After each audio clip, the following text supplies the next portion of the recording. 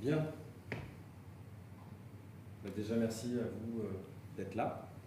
Merci à mes acteurs de venir me prêter main forte et merci à Valentine, à Noé et à Élise, qui sont des anciens élèves du Conservatoire d'Avignon avec lesquels j'ai travaillé, toi pendant 1 an, c'est ça, et puis vous un peu plus, 2-3 ans. Voilà. Donc ça me fait très plaisir que vous soyez là, puisqu'on est en pleine création du spectacle Hamlet Requiem, qui est donc une variation autour d'Hamlet. Un spectacle qu'on a créé en 2019, dans une première version, au Théâtre National de Nice. Pour la petite histoire, c'est un spectacle de commande. C'était en 2018, je crois. Irina Brou, qui, dans les couloirs du TNN, plutôt dans le hall du TNN, m'a dit ça serait formidable, je venais de faire un Timon d'Athènes, Shakespeare, aussi. Elle m'a dit mais ça serait formidable que tu montes Hamlet, 3-4 acteurs, et on joue ça l'année prochaine.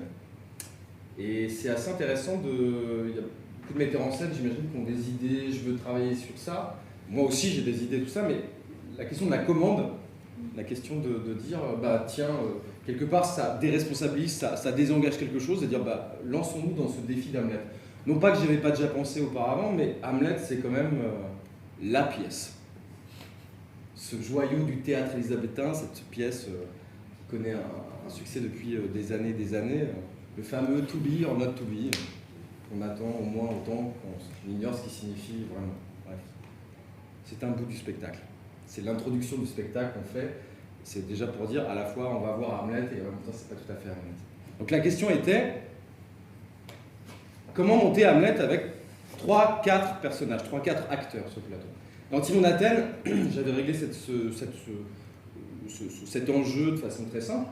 J'ai mis un acteur qui jouait Timon et les 5 autres acteurs jouaient tous les autres personnages. Et c'est vrai que je peux très bien imaginer qu'on peut monter avec un Hamlet et puis plusieurs acteurs qui vont jouer les Fossoyeurs, le Spectre, Osric, Voltemant, Fortinbras, etc. Il y a moins, je sais pas, une quarantaine de personnages dedans. Mais très vite, je me suis dit que cette chose-là elle existait déjà et que j'avais envie d'aller un peu ailleurs. Du coup, en lisant la pièce, j'ai essayé de prendre ce texte de Shakespeare, la pièce Hamlet, en me disant c'est une vaste énigme. Parce que quand on y réfléchit, Hamlet, c'est une pièce truffée d'incohérences, truffée d'invraisemblances. La première grosse invraisemblance pour moi, c'était cette histoire d'un roi assassiné par son frère.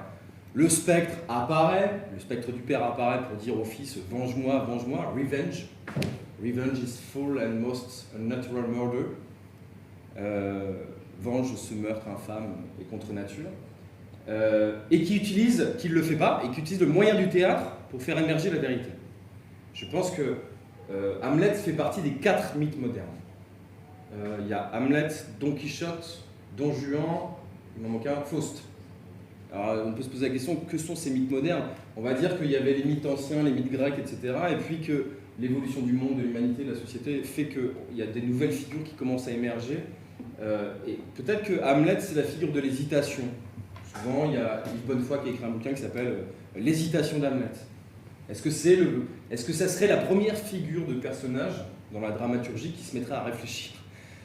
Moi, j'aime bien un peu, j'avais monté il y a quelques années Oreste de Répine, et Oreste tue sa mère, Oreste tue sa mère pour venger son père, donc on est exactement à peu près dans quelque chose qui sera à peu près similaire à ça, l'idée de la vengeance vis-à-vis du père.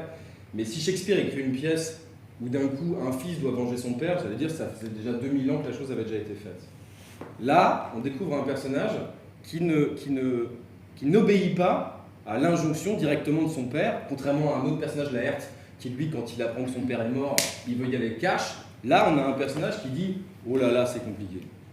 Alors peut-être que c'est le dépressif, celui qui hésite, celui qui ne sait pas, celui qui réfléchit avant d'agir. En tout cas, dans la dramaturgie, on a tendance à dire que c'est l'émergence d'une nouvelle figure. La question de l'hésitation, de la dépression, etc., ce n'est pas forcément un thème qui m'intéressait énormément. Donc, je me suis attaché à la première phrase du texte et à la dernière phrase du texte. Par quoi ça commence, par quoi ça termine. La première phrase du texte, je ne sais pas si vous la connaissez. Qui est là? Who there? Qui est là? Qui est souvent traduit par qui va là? Puisqu'on est sur des remparts, il y a des sentinelles, etc. Donc il y a une situation, qui va là? Non, c'est pas à toi de répondre, c'est à toi de me dire, toi qui es là, etc. Qui va là? Mais je trouvais qu'effectivement, c'est who there? Qui est là? Peter Brook a travaillé aussi sur cette question, qui est là? qui est sur le plateau? Est-ce que c'est un acteur? Est-ce que c'est un personnage? Qui est là? Qui est en train de me parler? Donc déjà, je trouvais que c'est intéressant parce que ça introduit tout de suite la dimension du théâtre. La deuxième réplique du texte, non, c'est pas à toi de dire ça, c'est à toi de répondre. On a vraiment l'impression d'un plantage entre deux acteurs, non mais tu m'as volé ma réplique, etc.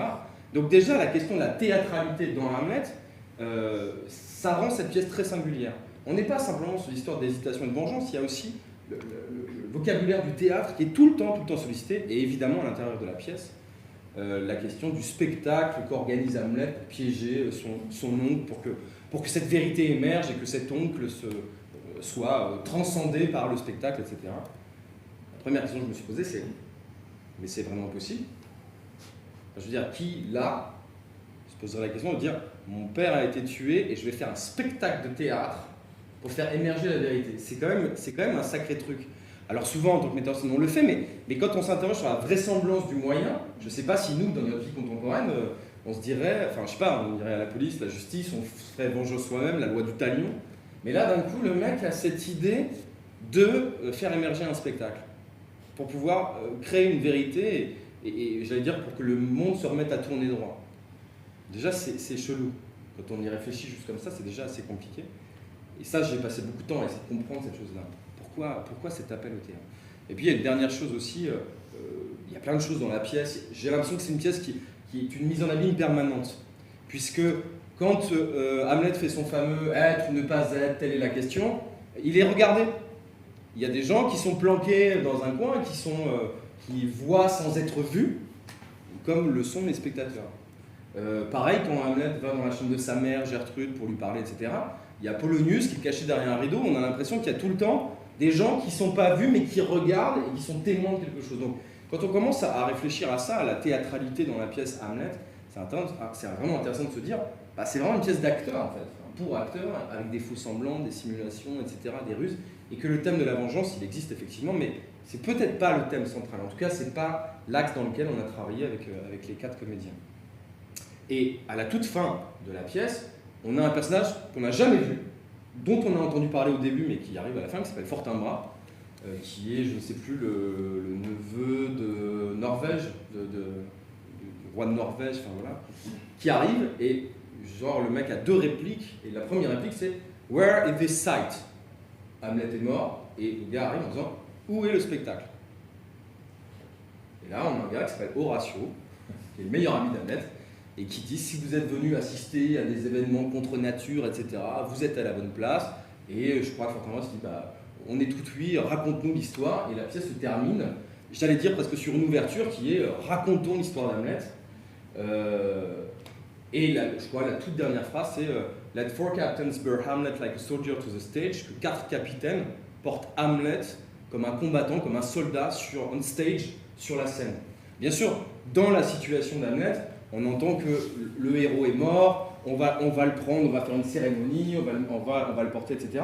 Mais dans cet axe dramaturgique de la théâtralité, je trouvais ça intéressant de dire, et si Shakespeare, ce petit fou qui est Shakespeare avec toutes ces énigmes, ces trucs machin, est-ce que la pièce est vraiment mal fichue? Ou alors il faut se creuser la tête pour arriver à comprendre pourquoi, qu'est-ce que ça veut dire, pourquoi ce vocabulaire du théâtre qui est tout le temps présent dans la pièce. Du coup, je me suis dit, prenons ça comme une énigme. Let 4 captains bear Hamlet like a soldier to the stage. Que 4 capitaines, que 4 acteurs portent Hamlet sur la scène. Donc, je me suis dit, au-delà de la commande d'Irina Brou, que 3-4 acteurs, je me suis dit, j'ai le sentiment qu'il faut 4 acteurs, et que 4 acteurs suffisent pour pouvoir raconter cette histoire. Et donc, je suis parti de la fin en me disant, c'est plutôt 4 acteurs, 4 Horatio, qui sont en charge d'essayer de raconter l'histoire de Hamlet, qui lui-même, dans un dernier souffle, dit raconte mon histoire, raconte qui j'étais. Alors c'est vrai que Horatio pourrait faire avec un livre, etc. Il pourrait écrire la biographie d'Hamlet, je ne sais pas. Mais comme Hamlet lui-même, dans la pièce, utilise le moyen du théâtre pour faire émerger la vérité, je suis parti de cette hypothèse dramaturgique, subjective, que c'est par le théâtre que Horatio va essayer de raconter l'histoire d'Hamlet. Et donc par le biais des acteurs. C'est vraiment ça le point de départ de la dramaturgie, qui n'est pas une idée, comment dirais-je, de metteur en scène sur un texte, disant tiens, je vais le faire comme ça. C'est vraiment en creusant, en lisant 15 fois la pièce, en essayant de le lire en anglais, de lire plusieurs traductions, etc., de me rendre compte que toute traduction est subjective, que la plupart du temps c'est traduit par qui va là, mais que c'est qui est là, enfin, etc. Donc il y avait déjà le thème du théâtre qui m'intéressait, moi dans ma pratique, de dire, bah, quitte à monter Hamlet, autant en faire un spectacle d'acteurs, un spectacle vraiment aussi qui parle de théâtre, et d'essayer de mettre en avant ces mises en abîme. Ça, c'est le premier thème. Et puis, quand on monte Hamlet, en tant que metteur en scène, je vais parler de la forme, il y a tout de suite une question qui se pose. Le spectre. Comment, on parlait de ça tout à l'heure vite fait, Valentine disait je vais jouer un spectre, peut-être, je ne sais pas. Comment on fait apparaître un spectre sur un plateau? Alors bon, il y a plein de metteurs en scène qui sont collés, Brooke, Chéreau, Ostermeyer, Mesguich, etc. Il n'y a pas longtemps, même ici, il y a eu un Hamlet qui s'est joué. Souvent, c'est effectivement, il y a un acteur qui joue le spectre. Alors il paraît, on raconte que d'ailleurs c'était Shakespeare lui-même qui jouait le spectre dans sa pièce. Bon, en tout cas, je ne sais pas comment ça s'est fait à l'époque élisabéthaine, mais il y a des grandes choses quand même que ce soit effectivement un acteur, puisqu'il y a quand même des monologues. Le spectre, c'est pas juste une apparition, il parle. Donc là, tout de suite, on se bute à un problème, j'allais dire scientifique. Comment un mort qui n'a plus de corps peut parler? C'est d'ailleurs une des phrases qu'on utilise dans la variation, où les acteurs, quelque part, sont en train de, dans ce spectacle, enquêtent à la fois sur le mythe d'Hamlet, mais aussi comment réaliser ça, comment est-ce qu'on fait apparaître ce spectre-là. Alors aujourd'hui, on a des moyens technologiques qui pourraient nous faire permettre un hologramme, etc. Je pense que ça a été fait, je crois me souvenir chez Ostermeyer, d'ailleurs, il me semble que c'est une vidéoprojection du spectre, etc. Moi, ma compagnie, elle s'appelle le TAC Théâtre, travail de l'acteur en création. Donc il y a comme un nouveau défi aussi pour moi de me dire, non, je vais vraiment essayer de travailler sur la question que c'est l'acteur qui doit faire, je ne vais pas dire incarner parce que c'est compliqué, mais qui doit faire le spectre. Et donc du coup, c'est comme ça qu'on a bossé. On s'est dit, comment, dans les processus de résidence qu'on a eu, je trouve ça très intéressant le côté masterclass parce que c'est vraiment retracer un processus et vous proposer à vous à nous déjà de nous reconnecter un peu avec la source, parce que là on est dans le spectacle, donc ça, dans sa finalité, mais c'est vachement bien de temps en temps de dire en fait de quoi on est parti, quelles sont les intentions, parce qu'on a tendance un peu parfois nous, dès qu'on est dans le spectaculaire, donc dans le résultat, à oublier le truc. Et on a fait toute une série d'exercices, et du coup je vais vous proposer un peu ces exercices-là. Comment faire apparaître un spectre? Je veux dire un vrai fantôme, quoi. Est-ce que c'est possible sur un plateau de théâtre, sans utiliser de moyens technologiques? Donc, ce qu'on va faire, c'est qu'on va se lever, si vous voulez bien. On va juste faire un petit jeu. Je pense que ça ne va pas complètement marcher parce qu'il faut du temps, etc. Il faut une certaine pratique par rapport à ça. Et si on me refermer un tout petit peu, viens là, Stéphane, si tu veux bien. Ça, là. C'est un exercice tout simple qu'on a fait avec les acteurs, que j'ai fait aussi en conservatoire, qu'on fait souvent dans les ateliers de théâtre, c'est un truc tout bête. C'est, j'envoie un signal, je reçois ce signal, et je l'envoie à quelqu'un. D'accord ? On va juste faire ça. 2-3 minutes, on va essayer d'en tirer quelques conséquences. Encore une fois, il faudrait que ça dure 3 quarts d'heure pour que les choses vraiment fonctionnent, mais jouons à ce petit jeu-là. Faisons apparaître un spectre.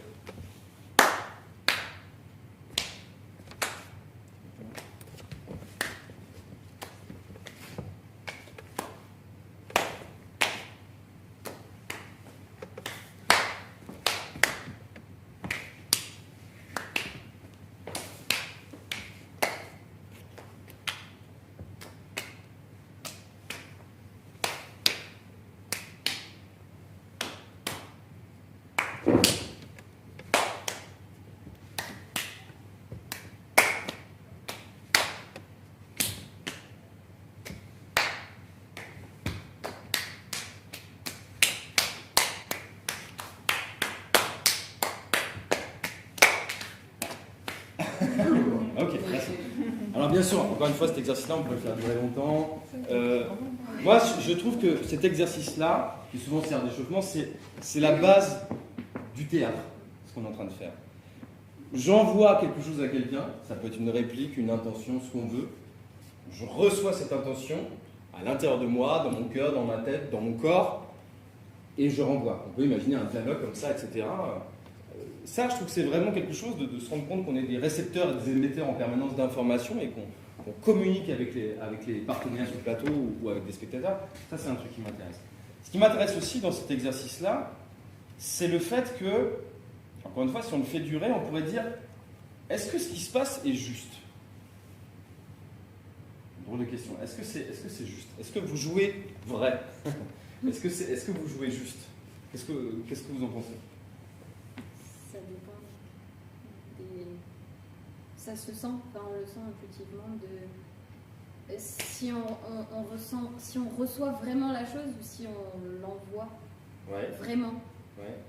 On arrive à sentir s'il y a un décalage de réception ou un décalage de renvoi, et du coup je pense que c'est ça en théâtre, cette sensation-là, je sais pas comment la qualifier, mais de sensation de ok, est-ce que je suis vraiment là dans l'instant présent, je reçois ce que tu m'envoies et j'arrive vraiment à t'envoyer quelque chose qui va te toucher toi dans ton être. Ouais. Voilà. Okay. Non, je suis d'accord. Il y a, quand je dis juste, effectivement, il y a quelque chose qu'on reçoit. Prépare-toi à recevoir. D'accord? C'est trop tard. Ouais, c'est trop Non, rapide. c'est tout bête. En fait, la question même de la justesse, c'est qu'il y a une certaine énergie, il y a une certaine force, il y a une vitesse, etc. Quand je parle, c'est fait exprès, mais est-ce que c'est juste? La plupart du temps, non. Déjà, l'espace est trop petit, il faudrait qu'on ait un peu plus de possibilités. Mais c'est vrai qu'il y a une vitesse, etc. Et que si on va trop vite ou c'est trop fort, en fait, conventionnellement, on reçoit, mais en fait, dans la réalité, quelque chose est déjà passé derrière. Ça, rien que cet exercice-là, de le faire, il faut pas mal de temps, en fait, pour être, j'allais dire, le plus sincère possible, le plus juste possible. Est-ce que je reçois à la bonne vitesse? Est-ce que la direction de ce signal est correcte ou pas? Vous comprenez? Et c'est vrai qu'avec beaucoup de concentration et beaucoup de temps, on arrive à un endroit où on a vraiment le sentiment de pouvoir dire « Ah, là c'était juste. Ah, là aussi. » Enfin, et ça s'enchaîne vraiment parce que on a le sentiment, et c'est là où je veux en venir dans cet exercice-là, que je ne vais pas prolonger démesurément, mais c'est que quelque chose est transmis d'une personne à une autre personne. Cette chose-là, est-ce qu'elle existe ou est-ce qu'elle n'existe pas? C'est une vraie question, quoi. Est-ce qu'on s'envoie vraiment quelque chose? Est-ce que t'en penses quoi? Enfin, vous en pensez quoi? Est-ce qu'on s'envoie vraiment? Bah oui, en tout cas, on s'envoie l'intention, donc on s'envoie déjà au moins ça. Ouais. Oui, je suis d'accord. Un signal, une énergie, on peut l'appeler. Mais ça dépend si on n'est pas dans le timing de la chose qu'on envoie, du coup on l'envoie pas vraiment. Enfin, en tout cas, conventionnellement, oui, je le reçois, je renvoie. Mais mettons qu'avec pas mal de travail, d'habitude, etc., de souplesse dans les corps, etc., je pense qu'on peut arriver à des endroits où quelque chose de très juste a été envoyé, à la bonne vitesse, dans la bonne direction, et bien reçu, etc. On peut voir d'ailleurs que des fois, dans cet exercice-là, quand on le fait assez longtemps, quelqu'un peut casser le rythme, peut casser quelque chose. Alors que, il y a eu 3, 4, 5, 6 échanges, etc. Cet exercice, moi, quand je le pratique dans des ateliers, dans des stages, je peux regarder ça pendant 1 heure. C'est quand même étonnant parce qu'il ne se passe rien, je veux dire. Des fois, tu vois une scène, au bout de 2 minutes, tu t'emmerdes. Là, moi, ça m'est arrivé, et certains d'entre vous l'ont fait avec moi, où je peux être là et je disais, est-ce que vous pensez que je m'emmerde? Elle disait, ouais, peut-être, ouais. Combien de temps vous pensez que ça a duré? Je disais, 5-10 minutes, et en fait, des fois, ça dure 20 minutes, une demi-heure. Et moi, j'étais très surpris d'être là, de me dire, mais comment ça se fait que je m'ennuie pas? D'être là et de... un peu Roland Garros, mais avec je sais pas combien de joueurs de tennis, mais comment ça se fait que je suis pas dans l'ennui de ça? C'est que il y a bien quelque chose qui se passe sur le plateau. Cette chose-là, elle n'a pas de corps, elle n'a pas de mots, etc. Mais il y a quelque chose qui circule. Et plus on avance dans l'exercice, plus cette circulation, elle peut être hyper juste. On va dire, quel est le rapport avec le spectre? J'allais dire, c'est le rapport avec cette chose invisible. Tu disais, comment tu as dit ça? Tu as dit une intention. Ouais, j'aurais dit pareil. Intention. Je trouve ça intéressant, c'est bien qu'il y a quelque chose qui se déplace dans l'air d'une personne à l'autre, quoi. Avec plus ou moins de véhémence, avec plus ou moins de gentillesse, etc. Mais quand même, je trouve que cet exercice-là, encore une fois, là c'est un peu résultatif, mais c'est intéressant de se dire, oui, il y a des choses qui circulent dans l'air, qui ne sont pas visibles, qui ne sont pas matérielles, peut-être qu'on peut expliquer scientifiquement, mais en tout cas, quelque chose existe d'invisible. Et nous, on est parti de ça. On est parti de cette possibilité-là que dans l'échange, dans la transmission, dans l'air, dans l'invisible, on pouvait faire exister des choses invisibles, quoi, qui n'existent pas. Pardon ? Qu'on sent, oui, qu'on ressent pour les acteurs, mais encore une fois, en tant que spectateur, alors je ne sais pas, je crois qu'on avait fait un essai une fois de le faire devant des gens. Oui. Alors c'était intéressant, c'était à Cannes, on avait fait cet exercice-là, et j'avais posé la question à des spectateurs qui étaient là en disant, est-ce que vous voyez quelque chose? Et c'était des gens qui n'allaient pas du tout au théâtre. Et oui, non, ils ne savaient pas trop. Après, ce qui était très intéressant, c'est de voir le conditionnement dans lequel moi je les ai mis. Parce que quand j'ai commencé à leur dire, mais vous voyez pas, en fait, il y a quelque chose qui circule, tac, tac, tac, on a refait l'exercice et évidemment, ils le voyaient. Donc ça, c'est aussi de l'ordre du conditionnement du spectateur. Je me faisais la réflexion en préparant cette masterclass, je me disais, en fait, si on doit définir ce que c'est un spectateur, ce que c'est un acteur, un spectateur, c'est quelqu'un qui ne demande qu'une seule chose, c'est de croire. À ce mensonge, enfin, je veux dire, à cette chose qui est préparée, mais voilà, il a envie d'être embarqué dans des sentiments, il a envie de croire. C'est tout. La question de la croyance. Et l'acteur, du coup, par définition, c'est celui qui doit faire croire, qui doit consacrer tout son travail, tout son art à la question de comment je fais croire le mieux possible. Parfois, ça demande un conditionnement. C'est sûr que si on moment donné, on avait envisagé de commencer le spectacle, d'ailleurs, avec des acteurs là-dessus, mais probablement, les gens auraient vu juste un espèce de petit échauffement, et j'ai l'impression que si à un moment donné, on ne dit pas ce qu'il faut voir, ça devient très difficile, ou alors il faut vraiment que des initiés dans la salle, et c'est pas le principe, quoi. C'est pas du tout le principe. Mais en tout cas, c'est intéressant simplement pour nous dans l'équipe, quand on a travaillé là-dessus, de dire oui, c'est envisageable. Alors, on va reprendre ce petit exercice-là, et à un moment donné, on va se dire que le signal rentre dans quelqu'un. C'est-à-dire qu'on se fait ça, etc. Et puis à un moment donné, si on arrive à faire vivre ce signal avant, qu'est-ce qui se passe si d'un seul coup le signal rentre à l'intérieur de la personne? On essaye, on verra bien ce que ça donne. Ok? Ça marche pas, on traficote, etc. On est dans un processus qui devrait durer des jours, etc. Là, on essaie de faire ça comme ça entre nous pour initier 2-3 choses. C'est bon?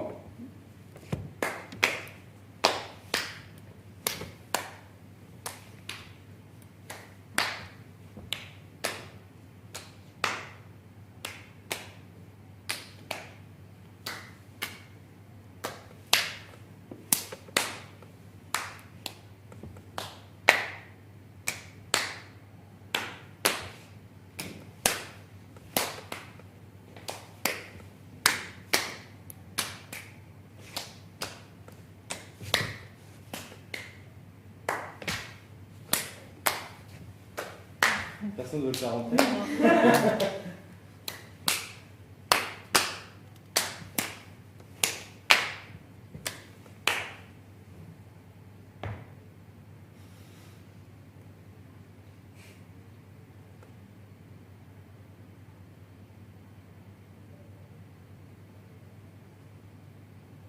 Merci. Il y a une chose qui est très intéressante. Il y a ce qu'elle fait elle, mais il y a vous. Vous êtes tous là? Vous êtes tous absolument fascinés pour voir qu'est-ce qui va se passer. C'est drôle. Encore une fois, il y a un conditionnement par la parole. Donnant le résultat, on voit cette chose-là. Mais c'est intéressant de voir que d'un seul coup, quelque chose est de l'ordre de la croyance. Encore une fois, on est vraiment... on peut aller à l'église, manger le sang du Christ, on peut penser juste un truc, ou croire que c'est vraiment le corps du Christ qui est mangé. Mais c'est vraiment de l'ordre de la croyance. Et là, ce qui était intéressant, c'est qu'il aurait fallu qu'on puisse vous voir, je ne sais pas si on vous verra, mais vraiment, vous étiez tous, et le temps de suspension qui a eu lieu à ce moment-là, il était très long. Est-ce que ça pourrait se communiquer à des spectateurs? Difficilement, parce que les spectateurs savent que tout est prévu. Là, on n'est pas dans le refaire, on cherche quelque chose, on est entre nous. Toute la question du spectacle et de la mise en scène, c'est de dire, mais est-ce qu'on peut arriver à ce que ça ne soit pas une convention posée pour les spectateurs, ouais. Les autres acteurs qui... C'est-à-dire, si on recommençait, là, ça devient le bordel. Pourquoi? Parce que, mettons que ce soit Élise qui reprenne cette chose-là, d'un coup, vous verriez en train de faire. Et vous vous mettriez à jouer, et tout serait déjà mort. Et c'est terrible. Je pense que ce qui est intéressant dans le spectacle vivant, c'est que la marche du vivant, elle est là, et que la mort, elle est tout autour dans les ténèbres, quoi. Donc cette espèce d'étincelle, juste pour faire ce petit aparté, effectivement, la question du faire, c'est une chose, la question du refaire, on en parlait aussi par rapport au cinéma, etc. Mais on a juste cette étincelle-là, pouf, c'est dans la boîte et on l'enferme, on le met bien dans la boîte et après c'est pour toujours. Ici, c'est comment garder cet effet de surprise. Je vais vous dire, ça ne marcherait pas. C'est impossible de refaire ce petit instant de vérité-là de la manière dont tu sais, c'est impossible de le refaire. Impossible. Mais c'est déjà une base pour dire, oui, pendant un instant, on a regardé, on a vu quelque chose d'invisible, rentrer dans le corps d'une personne. Tout ça, je fais ça en 10 minutes, c'est 4-5 jours de travail pour vraiment, on était dans l'ordre de l'expérience du processus, quoi, de dire, ok, on avance, quoi. Oui, c'est possible que, peut-être qu'on peut incarner un spectre, mais il ne s'agira pas pour un acteur, je ne sais pas comment dire, d'arriver sur le plateau en faisant... Enfin, il faut qu'on arrive à conditionner le spectateur. Je pense qu'il y a quelque chose de l'ordre de la... Je disais tout à l'heure, il y a une espèce de deal de croyance. La question de la convention au théâtre, c'est que de la convention. Les spectateurs sont prêts à croire, mais il faut que la convention soit bien réalisée, quoi. Enfin, c'est très compliqué. Je trouve que toute l'honnêteté du travail d'acteur, d'artiste, de metteur en scène, c'est de se dire où elle se place, cette convention. À quel endroit est-ce qu'on est en train d'usurper... Enfin, c'est bon, les spectateurs, ils vont comprendre. Enfin, c'est très compliqué. En tout cas, pour moi, je ne veux pas dire pour tout le monde, mais pour moi, c'est des casse-têtes infinis en me disant dans quelle mesure je peux essayer d'avoir le moins de conventions possible, en fait. D'être le plus proche d'une certaine forme de vérité, si on peut dire. Enfin, je ne le dis pas comme un absolu, mais à quel endroit on peut arriver vraiment à faire quelque chose où quelque chose se passe vraiment. En tout cas, proche du vrai, quoi. Vous voyez, quelque chose de vraisemblable. Mais déjà, cet exercice-là, moi, m'a permis d'avancer aussi dans le texte. De me dire, mais oui, peut-être que c'est possible de faire apparaître un spectre en chair et en os, quoi. Mais dans ce cas-là, il faut absolument que ça soit un acteur, et qu'à cet acteur-là, on lui insuffle quelque chose, et que d'un seul coup, on dit, ah oui, le spectre, c'est possible.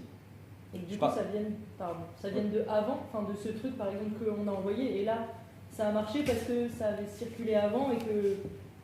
Alors... ouais. Oui, non, c'est tout à fait l'endroit où j'étais justement de questionnement, en disant mais on va quand même pas faire ça pendant un quart d'heure dans les spectateurs. Je vais pas me pointer moi en tant qu'acteur, metteur en scène, en disant est-ce que vous voyez que quelque chose... Enfin, tu me diras pourquoi pas, ça aurait pu être l'objet d'un spectacle, mais là on est vraiment l'objet expérimental et voilà, et il faut du temps aussi pour que cette chose-là s'installe. Je pense que tout à l'heure je disais, cette chose qu'on s'envoie, c'est de l'ordre effectivement d'un signal physique, purement d'action physique. Mais à vrai dire, tu as eu ces mots intention, ça dit c'est ce que j'aurais dit.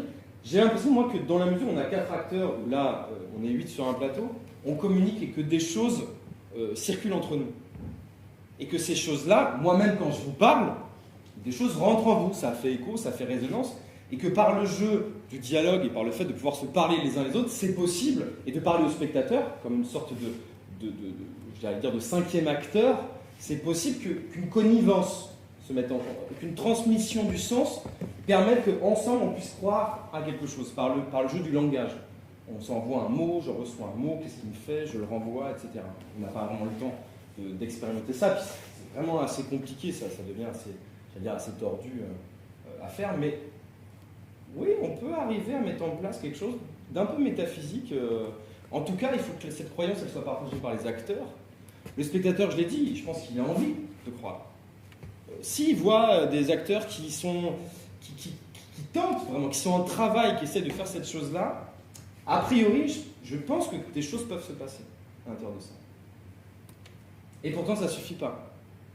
Pourtant, enfin, je veux dire, ok, ça rentre à l'intérieur de moi, etc., mais c'est quand même assez compliqué. On va s'asseoir. On va continuer un peu notre... comment dirais-je, cette expérience, cette traversée au milieu des morts.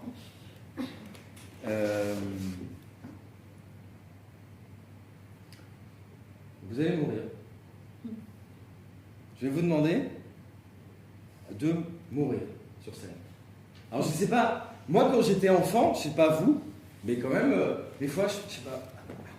Oui. Est-ce que je suis tout seul? Ouais, t'es tout seul? Je suis tout seul ou tu faisais le... Non, j'étais aussi. Là, j'ai 2 filles, une qui a 5 ans et demi. En ce moment, son truc, c'est faire croire qu'on est mort.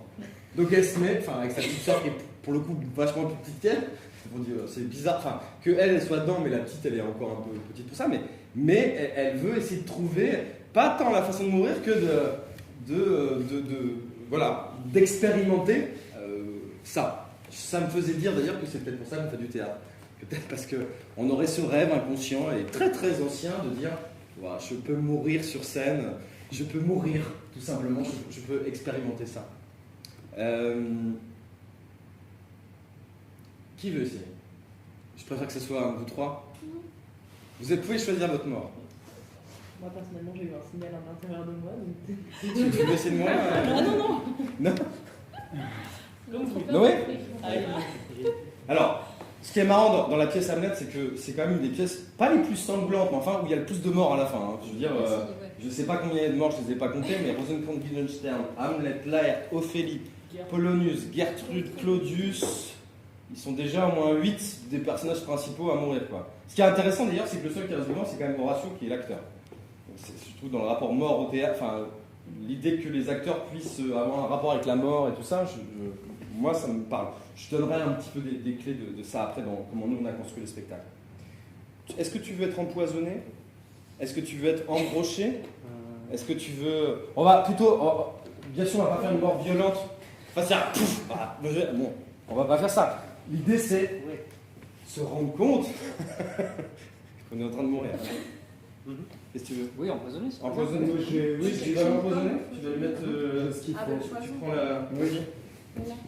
Tu fais avec le petit bout de texte. On se connaît pas beaucoup, mais moi je suis très homéopathie, tout ça, l'huile essentielle, et j'ai toujours des trucs sur moi. Et là, est-ce que tu connais l'huile essentielle de Jusquiam? Non. Non? Tu sais pas les effets? Non. Ok. Il faut juste mettre 3 petites gouttes dans l'oreille gauche. Je le fais moi? Ok. Allez. Tu vois, il y a une sécurité tellement c'est dangereux. Penche. 1, 2 et 3. Et tu vois, ils disent les effets: nuit paisible, sommeil profond, repos éternel.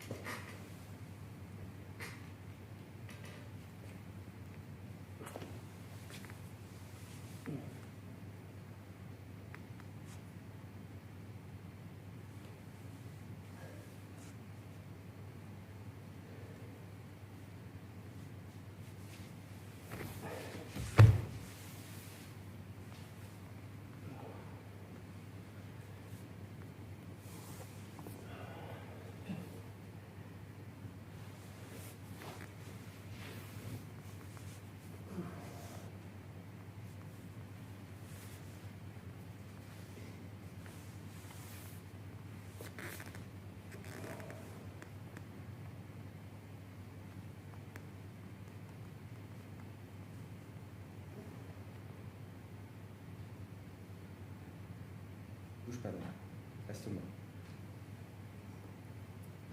Alors être mort ici, c'est être allongé par terre, immobile. C'est ça la mort ici. Alors regardons attentivement l'immobilité de ce corps mort.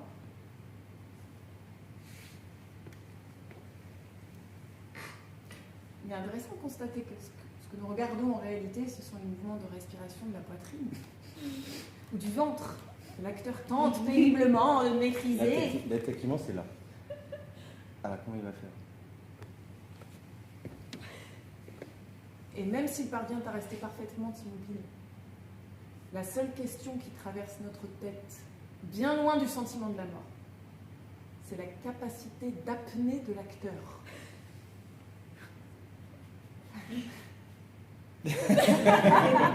Merci, Noé. Pas mal la mort. Pas mal. C'est pas mal. Franchement. Ah, bien sûr, j'ai demandé à Rachel, c'est un petit coup un petit extrait du spectacle. Effectivement, on fait l'expérience, nous, de mourir sur scène. C'est Thomas qui meurt, mais effectivement, on a ce problème au théâtre, dans le spectacle vivant, de dire ce qu'on regarde, en fait, on n'arrive jamais à croire, parce qu'elle dit le sentiment de la mort, ça reste une convention, quoi. Peut-être que ça marche, peut-être que ça marche pas, mais c'est vrai que en tout cas au théâtre c'est évident, peut-être que dans les films, moi ça m'arrive dans les séries, tu vois quelqu'un qui est mort, je sais pas, sur une table d'autopsie, je peux pas m'empêcher, je sais pas vous, mais de regarder si ça bouge ou si ça bouge pas. Mais ils sont bons dans les séries, ça Ils bouge sont pas. bons dans les séries. Mais là, il est malin parce qu'il s'est couché sur le côté, Un Donc, peu un petit peu recroquevillé. Peut-être que c'est plus simple d'ailleurs de mourir à plat, ce qui fait que du coup, il doit y avoir moyen de pouvoir jouer avec son ventre sans que ça se voit, etc. Mais en tout cas, ça pose une vraie question parce que J'ai l'impression qu'au cinéma, on peut le faire, il y a une convention qui est... Je veux dire que c'est plus facile, mais il y a déjà une distance avec l'écran, enfin, on sait que tout ça est quelque chose de très fabriqué, mais on est quand même des gens vivants face à d'autres gens vivants, et que mourir sur un plateau, ça reste toujours une convention, quoi. Ça reste toujours un artifice. On va recommencer, parce que je pourrais dire que il t'a empoisonné. Tu dis rien? Est-ce que tu t'es posé la question? Bah oui, oui. Et du coup, je me suis dit qu'en effet, le fait de dire, enfin, je sais pas comment dire. Comme j'ai réfléchi à, merde, il faudrait que je dise quelque chose. Ouais. Et du coup, il y avait cette chose-là de c'est plus réel. Enfin, c'est plus comme le truc de la réception, c'est déjà derrière moi. Je sais pas comment dire. C'était trop tard pour pouvoir parler, c'est ça que tu veux dire? Oui, cette chose-là. Et pourtant, si je prends la vraisemblance, là on a regardé simplement la mort, mais ou alors t'es un mort, enfin pas passif, pardon, mais tu vois. Mais il y a un truc qui est très intéressant dans les pièces de Shakespeare, notamment dans Hamlet, c'est que, enfin pas tous, non je vais pas dire de bêtises, mais souvent ils parlent. Alors Hamlet a un monologue. Je suis mort, Horatio, enfin vous qui êtes là, ok, on va réessayer. Je te donne 2 phrases. Je suis gentil ou je suis pas gentil? Je te donne 2 phrases. Tu m'as joué, je suis tué. Tu m'as joué, je suis Ouais. tué. Ok. On recommence?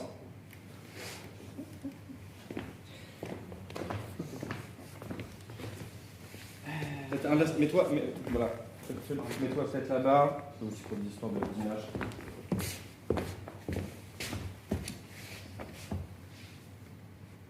Huile essentielle de Jusquiam, tu connais ou pas? Non. Non? Je te sens un peu tendu là. Un peu, ouais. Un peu, hein? Les huiles essentielles, c'est pas trop mon truc. Oui, mais tu vas quand même essayer. C'est 3 gouttes dans l'oreille droite.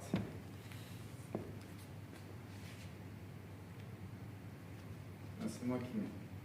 Penche. 1, 2 et 3.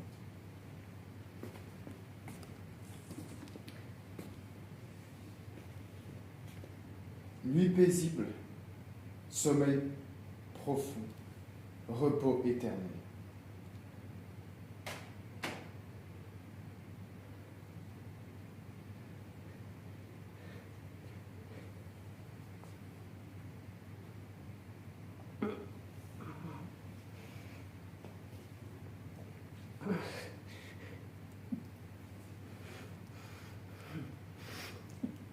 Tu m'as joué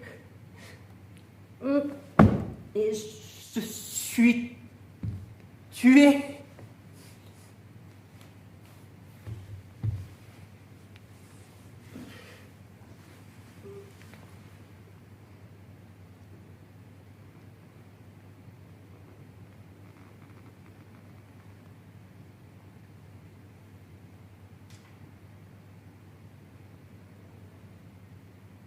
Il est fort quand même. Hein. T'as dû beaucoup jouer à... T'as beaucoup joué à la mort quand t'étais enfant? Non, pas tant que ça. Pas tant que ça. Ok. On va merci Noël. C'est vraiment pas mal. C'est pas mal. C'est vraiment intéressant. On va essayer avec Valentino et Lise. On passe à la suite. Avec quelque chose un peu plus compliqué. La même chose, ça, vous allez devoir mourir. Franchement, profitez-en. Je veux dire, mourrez. Hein, au moins là. Comme ça, c'est fait. Vous pouvez mettre en scène. Voilà, comme ça c'est fait. Tu vas souffler le texte. D'accord? C'est possible? En français. En français. On va pas le faire en anglais. Attends, non, c'est toi qui fais en français. Maintenant, oui. Oui, enfin, on a changé en plus ce matin. Non, je sais pas, non, toi, ouais. Non, toi tu fais en anglais. Moi, je souffle pas. Toi tu souffles pas? Celle, la souffle. C'est toi la souffleuse. Ok, Rachel. Oui, sauf que je dis après, je traduis. Normalement. Ah oui, traduit. Ah oui, c'est moi la souffleuse. Et juste là que eux ils disent bon. Eh ben non, mais c'est Horatio, vrai, je suis mort. Je- D'accord? Je souffle. Ok. Allons-y. Ok. Je fais juste une petite. Une goutte aussi? Ouais, une goutte, ouais. C'est pour toi? Et je fais quoi du coup Et ils vont te souffler le texte. Je dis. Ouais. Tu vas dire ce que je vais dire. C'est le texte de Shakespeare. Le texte, tu dis non. T'écoutes et tu. T'es plat, bien sûr, rapidement.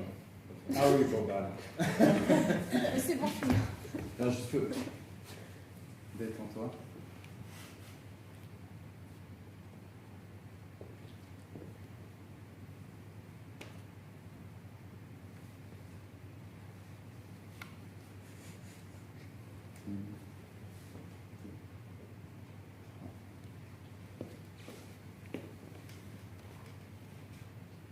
Nuit paisible, sommeil profond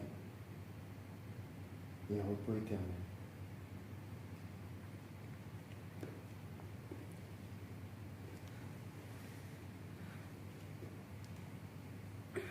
Horatio, je suis mort. Horatio.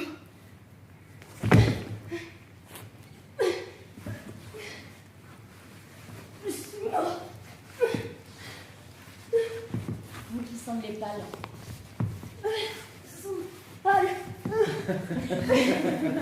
Continue, Et continue. qui tremblez face à cet événement. Je tremblais pas. Vous qui êtes. Qui êtes Et silencieux. Mais silencieux. Ou à l'écoute de ce drame. silencieux de ce drame. Si j'avais le temps. Si j'avais le temps. Oh, j'aurais pu vous dire. J'aurais pu. Mais laissons. Laissons. La mort, cet officier cruel et strict dans ses arrêts. C'est strict.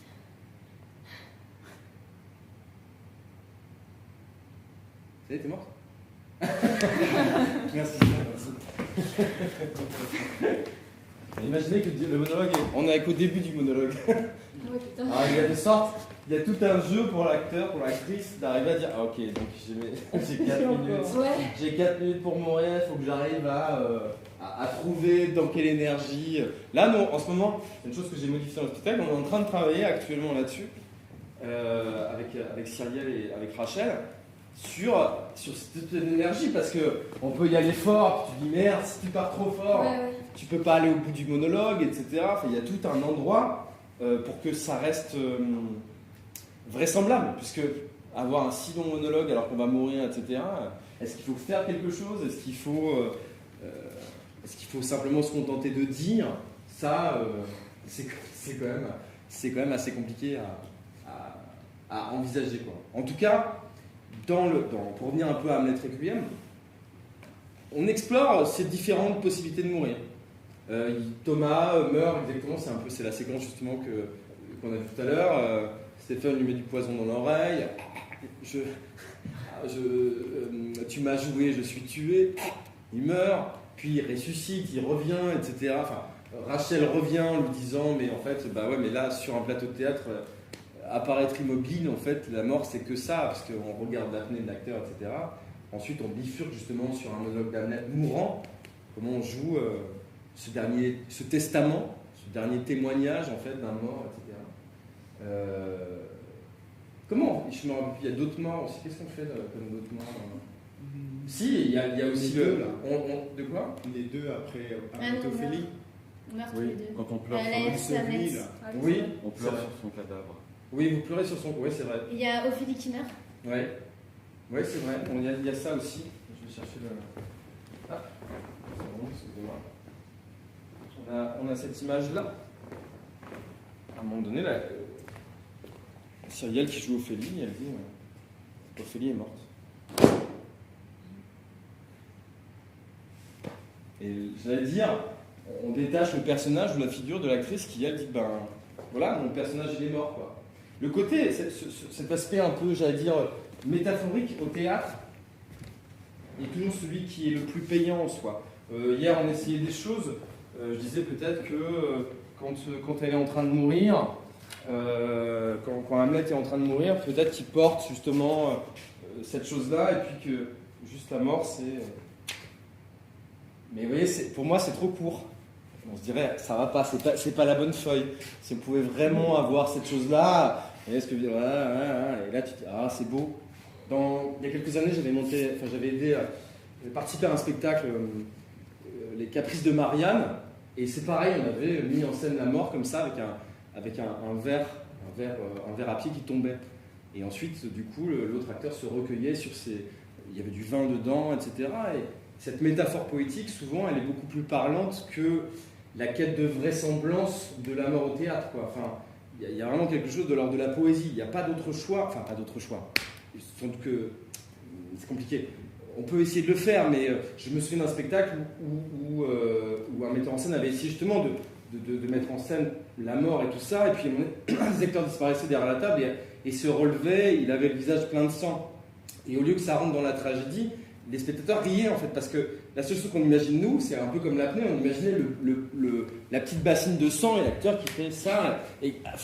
Alors si on est dans un côté très brechtien, c'est-à-dire très distancié, en fait c'est dans la convention et ça peut complètement fonctionner. Mais si vous êtes dans quelque chose de très psychologique, très naturaliste, d'un coup cette image-là, j'en sais rien, je suis pas dans la tête de tous les spectateurs, mais vous pouvez se dire, bah non, moi je voyais la bassine, je voyais l'artifice, il avait beau être caché derrière la table. Je n'arrivais pas vraiment à croire que cette chose-là, elle était possible.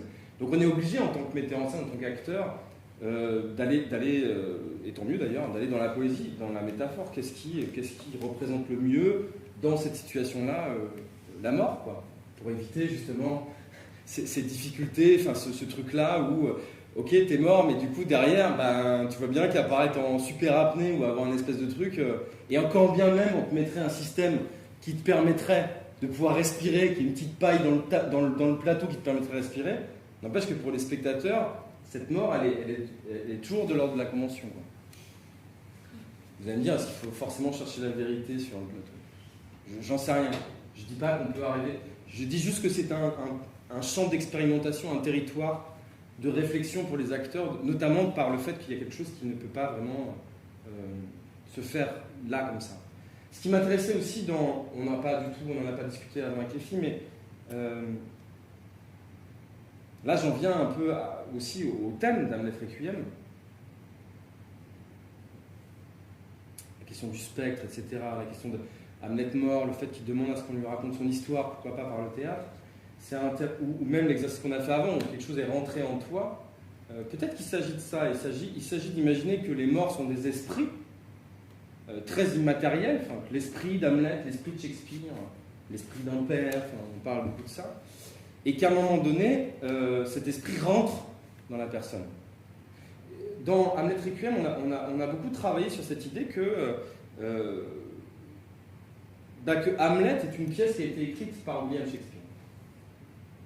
Et que, de ce qu'on dit, de ce qu'on en sait, ils étaient peut-être plusieurs, etc. Mais mettons du principe que cet homme-là a vraiment écrit cette pièce. Quand il écrit, moi je me dis, il a envie ça vient de lui.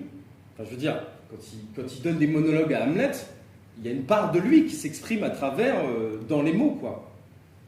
J'ai envie de dire que même quelque part, une fois que l'auteur est mort, ce texte c'est un peu son testament. C'est à un moment donné, cet homme-là, il a pensé à ça. Ici, on est au Théâtre des Carmes, avec André Benedetto qui est très présent, qui est une sorte de fantôme dans ces murs-là, mais les textes qui ont été joués ici, il y a quelqu'un qui a pensé, et quand les mots d'André Benedetto résonnent dans le théâtre qu'il a fondé en 1967, forcément, je sais pas comment dire, il y a quelque chose de lui qui revit. C'est intéressant d'envisager, c'est un peu le thème sur lequel on a beaucoup travaillé dans Hamlet Requiem, d'envisager que les acteurs prêtent leur corps et leur voix à des personnages qui sont eux-mêmes des émanations d'un homme qui a vraiment existé. Vous comprenez ? Shakespeare écrit Hamlet, il met quelque chose de lui. Si j'avais le temps, Hamlet dit ça avant de mourir, si j'avais le temps, j'aurais voulu vous dire tellement de choses, mais c'est trop tard, je ne peux pas vous le dire. Et je trouvais ça assez émouvant d'imaginer que vraiment Shakespeare, que c'était possible de réincarner Shakespeare, de ressusciter Shakespeare. Pas son corps, évidemment, le corps, lui, il disparaît, mais son esprit. Et que une part du théâtre, c'est peut-être pour ça que je m'intéresse beaucoup aussi au théâtre classique, c'est quelque chose de l'ordre de la résurrection. C'est des idées qui ont été écrites il y a 2000 ans, 2500 ans, moins, etc., 400 ans. Je je pense à la tragédie antique, c'est pour ça que je dis 2000 ans, et dire c'est quand même fou que quelqu'un un jour a pensé, a écrit ça, et puis 2000 ans après, sa pensée continue à survivre, et pour qu'elle survive, soit elle est écrite effectivement dans un livre, mais elle peut aussi s'exprimer au vivant, et que l'acteur, du coup, il est au service de cette pensée-là, et que le temps paradoxal, éphémère d'une représentation, quelqu'un qui est mort il y a très longtemps continue à survivre, continue à exister, son esprit, et que du coup ça donne une espèce de mission, j'exagère un peu le terme, mission métaphysique aux acteurs, de dire en fait on est là pour permettre aux morts de continuer à vivre, en tout cas que leur pensée continue à vivre par le biais du corps et de la voix des acteurs. C'est vraiment autour de cette idée principale qu'on a construit le spectacle. D'où l'idée du Requiem. Pourquoi le spectacle s'appelle Hamlet Requiem? Déjà, Hamlet Requiem, ça pose deux choses pour les spectateurs. C'est pas tout à fait Hamlet qu'on vient voir. On ne va pas faire croire qu'on va jouer, etc., toutes les scènes et tout ça. On est vraiment dans une variation. Et puis Requiem, parce que Requiem, c'est un chant des vivants pour les morts. C'est quelque chose qui est composé par les vivants, pour les morts, etc. Donc, je trouvais ça intéressant de mettre en perspective ces deux titres-là, disons, ensemble. Tout le but du spectacle, pour moi, en tout cas de cette recherche, c'est d'arriver effectivement à ce que, à travers Hamlet, c'est Shakespeare lui-même qu'on fait revivre. À la fin, d'une certaine façon, on fait apparaître Shakespeare. Pas Shakespeare hein, comme on le connaît, avec la petite moustache, etc., mais en tout cas, c'est mon vœu, c'est que quelque chose d'un homme qui a vraiment existé résonne. Vraiment. Je ne sais pas si l'esprit de Shakespeare est là à ce moment-là, je ne sais pas si... Peut-être que c'est qu'une croyance de ma part, et que puis l'acteur lui-même en jeu, il a aussi beaucoup de choses à gérer, mais c'est quand même quelque chose qui me plaît vraiment et qui des fois m'émeut énormément. Quand bien même on est peut-être dans un filage ou un truc, je me dis putain, c'est quand même quelqu'un qui a parlé, quoi. C'est comme quelqu'un qui a dit quelque chose il y a 400 ans, et d'un coup ces mots-là, d'autres personnes vivantes les entendent, quoi. Du coup, ce théâtre, ce moment éphémère, devient une sorte de passerelle pour moi. Une passerelle entre le passé, le présent et le futur. Le passé, c'est, on va dire, l'auteur mort. Le présent, c'est l'acteur qui l'incarne, qui fait entendre ça. Et le futur, c'est les spectateurs qui entendent ça, et qui peut-être des jeunes spectateurs qui plus tard voudront eux-mêmes perpétuer la chaîne, quoi. Qui joueront à nouveau. Ah, j'ai vu un Hamlet quand j'avais 15 ans, c'était super. Du coup, j'ai lu la pièce et j'ai appris le monologue.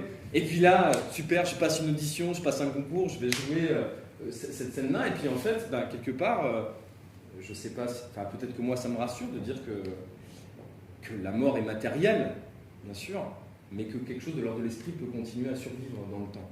Et ce qui est très intéressant, c'est qu'une fois qu'on a posé cette dramaturgie-là, dramaturgie, il faut l'entendre vraiment comme un axe qui peut ouvrir la pièce.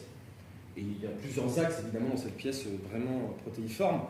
Mais ça devient intéressant de lire, par exemple, Hamlet et Horatio sont dans un cimetière. Et je ne sais pas si vous vous rappelez, si vous avez un peu cette connaissance-là, mais ils sont dans un cimetière, et puis du coup, il y a le crâne de Yorick, etc. Et il y a des choses que nous, on a attribuées, qu'on a transmis, que ce n'est pas forcément Hamlet qui le dit sur le plateau, mais on est là en disant, bah ouais, bientôt le dîner, comment c'est, le souper est servi, pas là où tu vas manger, mais là où tu seras mangé. Là où les verres vont se remplir. Le verre est expert en bonne chère. Enfin, et il y a effectivement toute une réflexion dans le cimetière avec les fossoyeurs, avec Hamlet, autour de la mort, quoi. De cette mort matérielle, que le corps lui-même, alors il est désagrégé, il n'existe plus, mais en même temps, à un moment, c'est quoi? Tu peux redire l'histoire? L'homme, le poisson. Un homme peut pêcher avec un ver qui a mangé d'un roi et manger le poisson qui s'est nourri de ce ver. Ceci démontre comment un homme, un roi, peut faire un trajet à travers les intestins d'un homme commun. Alexandre est mort, Alexandre est enterré, il est retourné poussière. La poussière, c'est de la terre de l'argile. L'argile, on peut boucher un baril de bière. C'est quand même génial de penser qu'Alexandre le Grand puisse... Il y a même dans l'idée de la dématérialisation du corps, Shakespeare, dans le cimetière, laisse entendre que même notre corps, en termes de cellules, va nourrir la vie après, que ce soit pour boucher un trou, ou pour nourrir un poisson qui va nourrir un mendiant, et qu'en plus c'est un roi qui est mort et qui a été bouffé par un ver, le ver est bouffé par le poisson, et c'est un mendiant qui mange le poisson, c'est-à-dire qu'on peut être un roi dans la vie et derrière se retrouver faire un voyage fabuleux dans les intestins d'un mendiant. C'est quand même extraordinaire. Donc c'est vrai que souvent ces scènes-là, ce qu'il faut comprendre dans le travail que j'ai fait, c'est que c'est un travail de désarticulation du texte. C'est-à-dire que si j'avais monté Hamlet tel quel, je suis pas sûr, comment vous dire, que j'aurais réussi à avoir l'intelligence suffisante en fait pour comprendre ces scènes-là. J'aurais dit, c'est des scènes qui, elles sont chouettes en elles-mêmes. Vous comprenez ? Elles parlent de résurrection, des cellules, etc. Mais quand d'un seul coup on commence un peu à effacer l'histoire, à pas se poser trop la question de comment je vais jouer Hamlet ou Claudius ou Gertrude, mais à dire mais de quoi ça parle quoi, profondément. Dans mon travail de metteur en scène, c'est pas systématique, mais j'essaye, avec plus ou moins de bonheur d'ailleurs, de déstructurer, d'enlever l'histoire pour dire de quoi ça parle, c'est quoi l'axe vertical de ça. C'est-à-dire que des fois l'histoire elle permet de faire émerger des choses, mais parfois l'histoire aussi on aurait tendance à vouloir trop raconter l'histoire et puis de ne pas réussir à vraiment faire entendre une espèce de fondement philosophique un peu caché. Vous comprenez ? C'est assez compliqué. Quelle heure il est ? Pardon, parce que je sais pas trop. Ça fait une petite heure, je pense. Peut-être on peut terminer avec une petite scène, qui est la scène des gardes. Je parlais tout à l'heure de qui est là, la scène d'ouverture. Ces fameuses répliques qui sont qui est là ? Non, c'est pas à toi de dire ça, c'est à toi de répondre. Toi qui es là. Toi, présente-toi, toi qui es là. Longue vie au roi.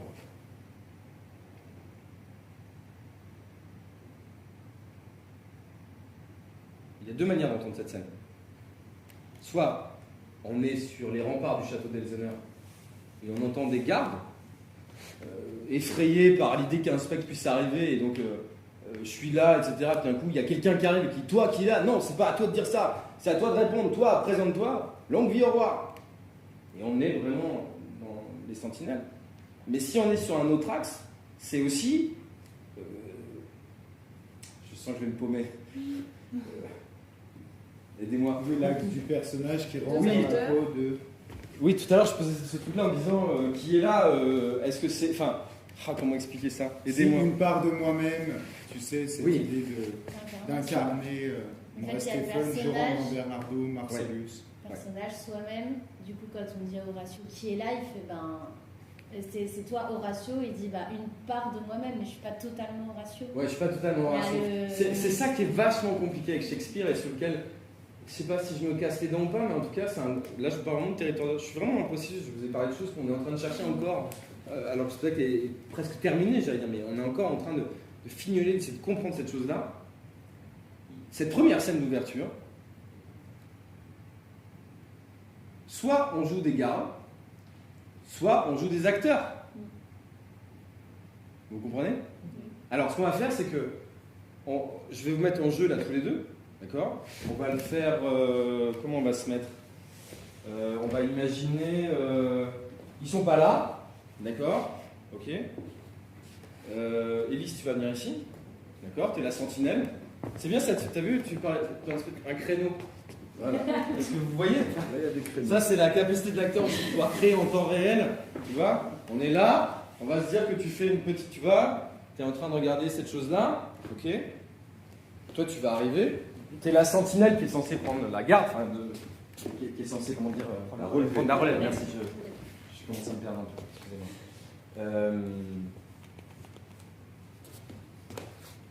Qui est là ? Non, c'est pas à toi de dire ça. Toi, qui est là ? Longue vie au roi. Ça va ? Elle est là ? Non, c'est pas à toi de dire ça. Elle est là ? Longue vie au roi. D'accord ?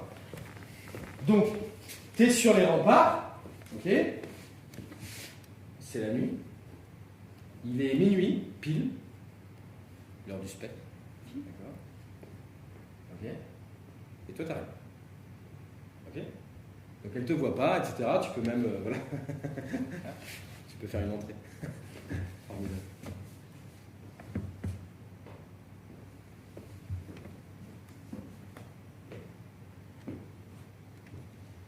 Qui est là ? Non, toi qui es là. Longue vie au roi. Ok ? Non, c'est très bien. Donc ça, c'est les sentinelles. D'accord ? On peut se dire peut-être que. Oui, faisons ça. C'est les sentinelles, etc. On va encore plus jouer. Alors, on va encore plus jouer pénombre. D'accord ? Vraiment, il y a un truc. Tu vois ? On sait pas, il y a des fantômes, etc. Il faut échanger la lumière, on mettrait un truc vraiment très tamisé. On pourrait mettre de la fumée, des nuages, enfin je sais pas quoi, des trucs. Et on pourrait comme ça commencer acte 1, scène 1 sur les remparts du château d'Elseneur, qui est là. C'est quoi? Viens même de plus loin. C'est dur, c'est tellement dur de commencer, vous avez vu. Enfin, comment on commence? On pourrait même, Élise, peut-être scruter au travers d'une nuit sans lune la lande marécageuse baignée dans une brume hostile. Si ça t'arrange. Sûrement.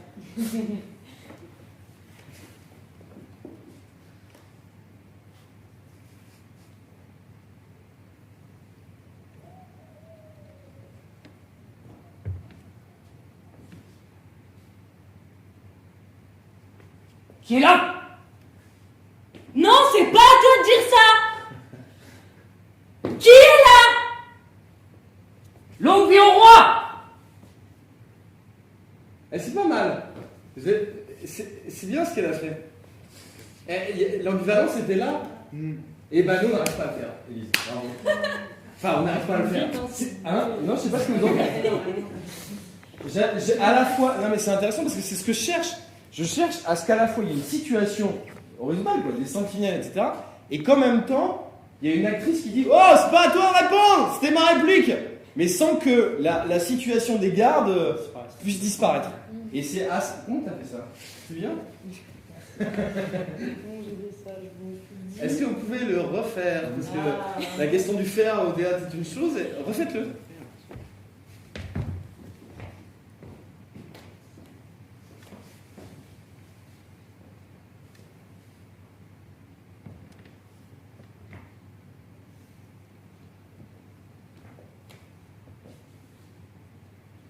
Qui est là?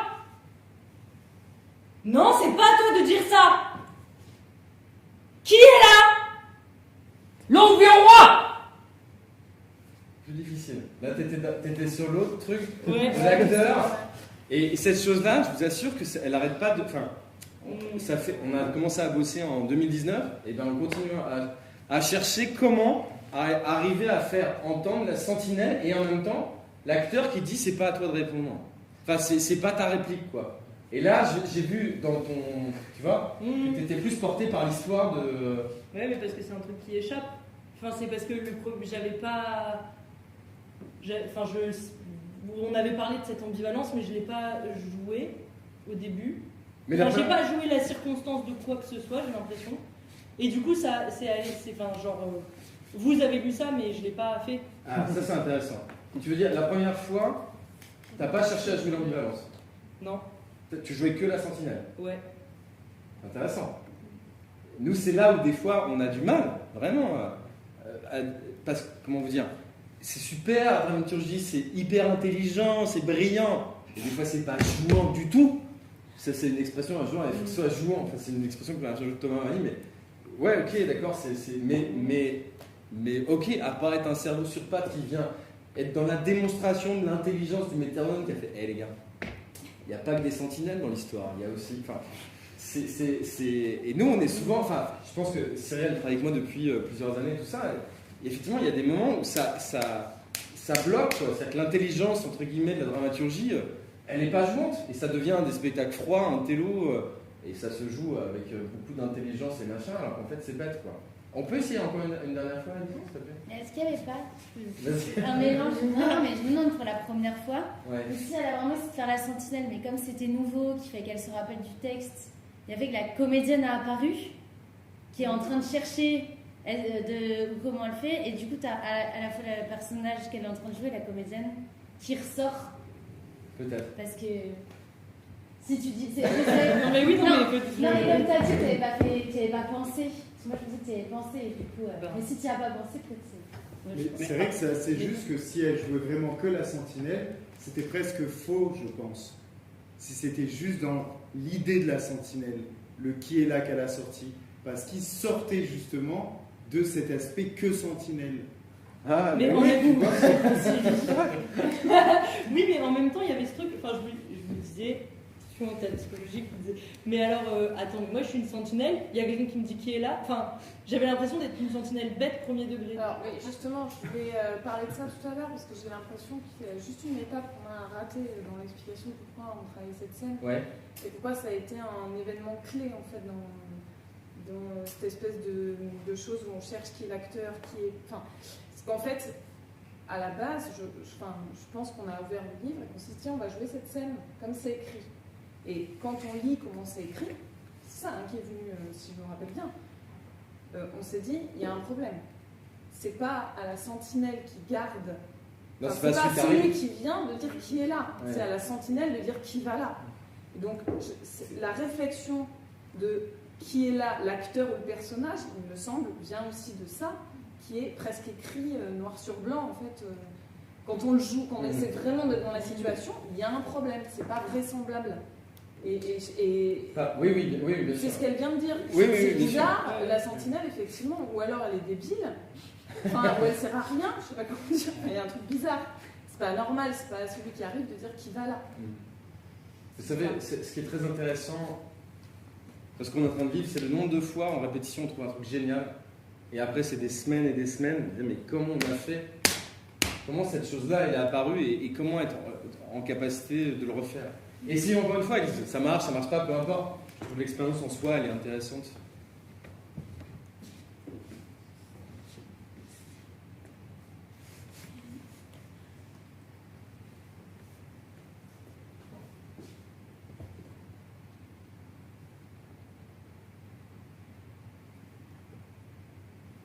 Qui est là? Non, c'est pas à toi de dire ça. Qui est là? Longue vie au roi! Qu'est-ce que t'en penses? Qu'est-ce que je pense? Alors voilà, ça Je suis un peu flippée. Non, ça c'est très intéressant parce que ce qui se passe c'est que elle l'a fait instinctivement, c'est une partie de son cerveau qui l'a fait et nous on est en train de parler et ça fait et c'est l'autre partie du cerveau et d'un coup l'acteur qui fait ça très naturellement,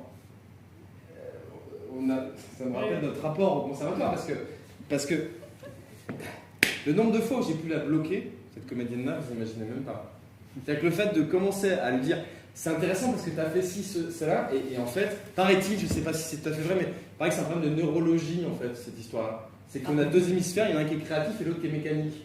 Et qu'au début, on est dans la créativité, donc c'est un hémisphère, peut-être le gauche ou le droit, j'en sais rien, qui fonctionne, et puis qu'à partir du moment où il faut refaire, c'est l'autre hémisphère qui se met à réfléchir, et qu'il faudrait, en tant qu'acteur, arriver à un peu solliciter la bonne partie du cerveau. C'est peut-être ça quand on dit faut repartir de zéro, il faut, enfin, pour pas être mécanique quoi, parce que c'est pas la même partie physiologique qui prend en charge cette chose-là quoi. Ou alors faut plus nous parler. Voilà. Ça c'est. Mais t'as raison. Enfin, combien de fois tu te dis mais j'aurais dû me taire, que des fois de dire que c'est bien ou même que c'est pas bien.